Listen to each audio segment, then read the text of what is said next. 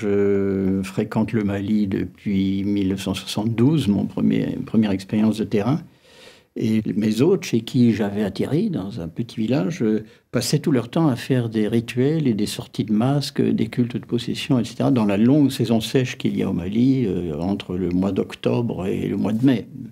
Et donc, ça s'est imposé à moi. Ma réaction par rapport à ce masque, c'est d'abord sa beauté. C'est plastiquement quelque chose d'extraordinaire.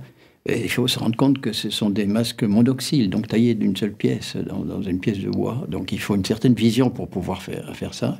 Et donc ici, c'est le masque de la dualité. C'est la dualité de l'être humain, qui est à la fois mâle et femelle. Et donc la circoncision va confirmer la séparation des sexes, et qui est aussi quand même la dualité intrinsèque qu'on a en soi. La théorie de l'être humain, il y a beaucoup de références à l'animalité.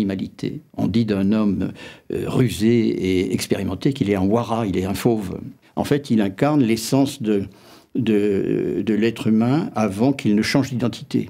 Il est complet et indistinct. Donc, s'il est indistinct, il est sans identité. Quand il est initié, il est identifiable. C'est un garçon, il porte tel nom. Il change de nom après l'initiation. Et il rentre dans des autres sociétés comme le Corée. En général, on passe d'une Tomo au Corée. La nécessité de connaître les autres cultures, à mon avis, s'impose à tous les hommes de toute la Terre. Et les musées sont l'endroit où on fait dialoguer les cultures. Et maintenant, il y a le grand débat, évidemment, des musées aussi nationaux en Afrique. Et il est bon aussi qu'eux entrent dans la conversation avec nous.